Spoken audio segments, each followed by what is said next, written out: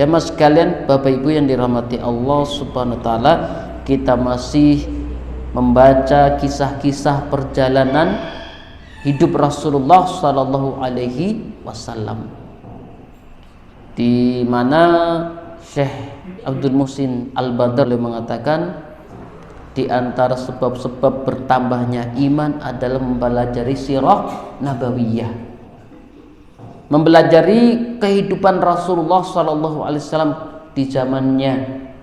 Susah payahnya beliau mendakwahkan Islam, mendakwakan tauhid. Ketika itu zaman dengan kondisi jauh dari rasa nyaman. Begitu juga kisah perjalanan para sahabat Rasulullah sallallahu alaihi wasallam yang membersamai Rasulullah sallallahu alaihi wasallam, suka duka. Tidak hanya harta yang dikeluarkan untuk membela perjuangan dakwah Rasulullah sallallahu alaihi wasallam, tapi nyawa. Kita sudah membaca bagaimana para sahabat berpegang teguh mengimani apa yang didakwahkan oleh Rasulullah sallallahu alaihi wasallam, dakwah tauhid, memegang teguh la ilaha illallah, rela nyawanya hilang. Ada yang diantara mereka digebuki sampai lumpuh, Masya Allah. Keluarganya terpisah. Bagaimana ketika diperintah untuk hijrah ke Madinah, anak dan ibunya, suami dan istrinya, bahkan ketika diizin hijrah, harta bendanya ditinggal. Diizinkan hijrah, kecuali hartanya harus ditinggal, dalam keadaan istilahnya tangan kosong. Kita sekarang berada di atas, di zaman semuanya serba nyaman. Perjuangan kita adalah bagaimana melawan hawa nafsu. Perjuangan kita sekarang ini perjuangan untuk keluar dari zona nyaman, bahasa kerennya ya. Apalagi hujan-hujan gerimis, pada subuh enaknya tidur. Kita semua bisa bertahan di sini, itu bagian dari hidayah Allah Subhanahu wa taala, nikmat hidayah. Karena memang di antara ujian yang Allah berikan kepada kita adalah ujian di atas nikmat. Sanggup atau tidak kenikmatan yang Allah berikan kepada kita, kita manfaat untuk taat. Padahal dulu zaman Rasulullah jauh dari rasa nyaman. Jangan bayangkan masjidnya ada kipas, ada AC, ada karpet. Selesai ngaji ada sarapan, jangan apa. Kadang harus bertahan untuk menahan lapar. Tapi beliau sallallahu alaihi wasallam dan para sahabatnya tetap teguh di atas keimanan, tetap teguh di atas tauhid. Pertemuan sebelumnya kita sudah membahas bagaimana kisah besar perang Khaybar. Bagaimana heroiknya merebut dari benteng satu ke benteng berikutnya perjuangan Rasulullah dan para sahabatnya. Kemudian juga kita sudah bercerita tentang perjanjian Hudaybiyah yang ada di antara para sahabat tidak setuju, salah satunya Umar bin Khattab yang interupsi, istilahnya itu menyanggah persetujuan yang dilakukan oleh Rasulullah SAW dalam perjanjian Hudaybiyah, yang menurut hitung-hitungan Umar bin Khattab tidak fair, apa bahasa Jawa, tidak fair, tidak imbang. Tapi karena Rasulullah SAW ada di antaranya berdasarkan wahyu, tidak sekedar hawa nafsu beliau, Umar bin Khattab ditegur oleh seniornya, yakni Abu Bakar As-Siddiq, sehingga Umar bin Khattab menyesal. Semenjak itu beliau banyak bersedekah untuk menebus kesalahannya. Beliau banyak beristighfar karena sudah tidak sepakat dengan keputusan Rasulullah SAW. Beliau tahu innal hasanata yudhibnas sayyi'at.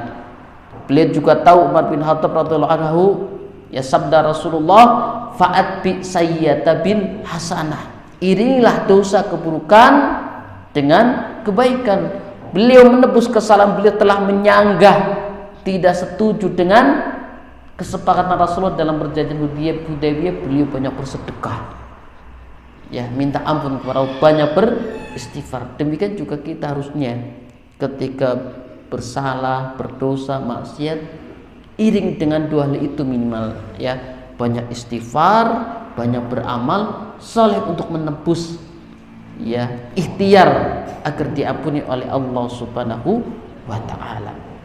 Nah, ketika perjanjian Hudaybiyah telah disepakati, terjadi namanya gencatan senjata, damai kurang lebih 10 tahun. Apakah Rasulullah SAW santai? Ya enak, damai, aman. Rasulullah justru ya mengatur strategi, membuat langkah. Ternyata strategi berikutnya setelah Yahudi dikalahkan, ya tanah Khaybar direbut, Rasulullah mengatur strategi berikutnya adalah melakukan perluasan, mendakwahkan Islam keluar tanah Arab. Luar biasa. Jadi ternyata kita pun juga demikian ya. Jadi ketika sukses berikutnya punya rencana selanjutnya, sebagaimana sebelumnya di perang Khandaq ketika Rasulullah nyangkul ya, cangkulnya kena batu, beliau optimis sebentar lagi akan kita taklukkan Romawi ya, dan sebagainya. Kemudian juga jamaah sekalian Bapak Ibu yang dirahmati Allah Subhanahu wa taala, di tengah-tengah proses ya perang perluasan untuk mendakwahkan Islam, menaklukkan negeri-negeri ya di luar Mekah dan Madinah, ada sedikit percikan konflik ya di tengah-tengah perjanjian Hudaybiyah masih berlangsung. Nah, percikan inilah yang memicu, yang menjadi sebab awal ditaklukannya kota Mekah ya, kota kelahiran Nabi Muhammad sallallahu alaihi wasallam, kota di mana Rasulullah sallallahu alaihi wasallam awal mula mendakwahkan tauhid tapi diperintahkan untuk berhijrah. Maka berkata Ibnu Ishaq, summa qama Rasulullah sallallahu alaihi wasallam, maka Rasulullah sallallahu alaihi wasallam menetap di Madinah setelah pengiriman pasukan Mu'tah, Jumadil Akhir dan Rajab. Sekarang seperti bulan-bulan sekarang sudah kemarin ya, Rajab, Sya'ban, Rasulullah menetap di Madinah. Sementara itu sebelumnya sudah mengirimkan pasukan ya untuk mendakwahkan Islam. Jadi pasukan ke Mu'tah. Nah, apa faedah dari sini jamaah sekalian rahmati Allah SWT? Jadi ini masa itu ketika pasca atau setelah Hudaybiyah. Jadi ketika itu Fathul Mekah itu nanti akan kita bahas, hanya sedikit menyinggung, berada pada bulan Ramadan di tahun 8 Hijriah ya.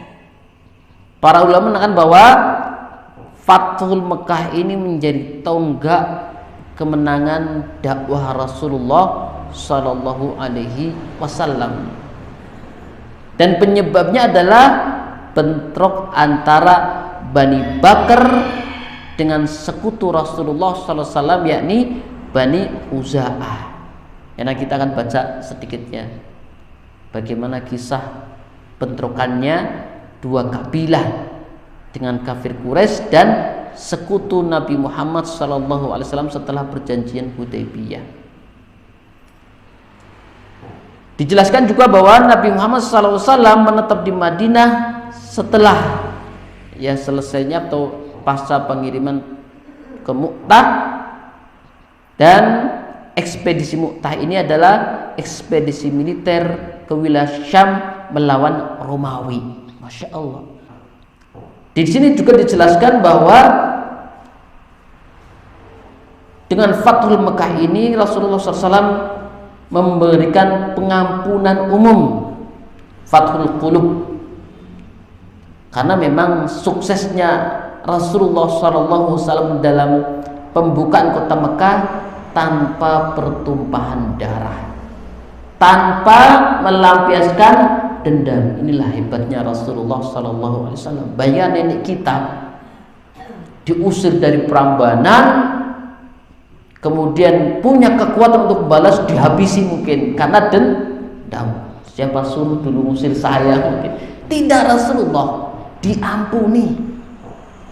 Rasulullah begitu pemaaf. Nek mau, ya nek mungkin Rasulullah bukan memiliki sifat kasih sayang, dihabisi itu. Terutama Abu Sufyan, yang beliau luar biasa permusuhannya kepada Rasulullah. Kompak suami istri Abu Sufyan. Tidak jauh beda dengan kisah dulu disinggung Abu Jahal, Abu Lahab. Ya, Abu Lahab dengan istri nyampe sampai harta bendanya dikeluarkan untuk siapa yang mau mengganggu Rasulullah, tak biayai. Masya Allah. Tapi tidak. Bahkan beliau mengatakan, siapa yang berlindung di rumah Abu Sufyan aman. Kemudian Bapak Ibu jemaah rahmati Allah Subhanahu wa taala, kemudian ya Bani Abi Bakrin Abdi Manaf, ya mereka melakukan permusuhan, ya, menyerang Bani Khuza'ah. Bani Khuza'ah ini adalah satu kabilah yang sebagiannya masuk Islam, yang berbaiat kepada Rasulullah Sallallahu Alaihi Wasallam. Ya, jadi ketika terjadi perjanjian Hudaybiyah itu kan ada di antara ya orang-orang yang bersepakat untuk mendukung Rasulullah, ada yang ikut kaum kafir Quraisy. Nah, Bani Khuza'ah ini yang termasuk sekutunya kaum muslimin, yakni Rasulullah Sallallahu Alaihi Wasallam. Terjadilah konflik. Jadi di antara seorang seorang anak laki-laki Bani Khadram yang bernama Malik Al-Abbad. Ya, ketika itu berdagang sampai di tengah wilayah Khuza'ah, mereka menyerang wilayah Khuza'ah. Padahal sedang terjadi gencatan senjata. Jadi Bani Bakar ini ketika berdagang sampai pada Bani Khuza'ah nyerang. Padahal posisinya sedang terjadi gencatan senjata. Ya. Jadi Bani Bakar ini menyerang dan membunuh. Lalu setelah datangnya Islam, Khuza'ah membalas. Ya. Kemudian ya, pemuka terpandang di antara mereka dari Bani Kinanah, mereka membunuh para tokohnya, dibabat habis. Maka di sini ada pelajaran penting bahwasannya ya, awal perselisihan ya di antara menjadi alasan untuk ke Mekah, perselisihan Bani Bakar dan Bani Khuza'ah. Maka di sini ya pembunuhan seorang pedagang dari kabilah Hadram oleh suku Khuza'ah langsung berkecamuk, ya. Dan makin meluas.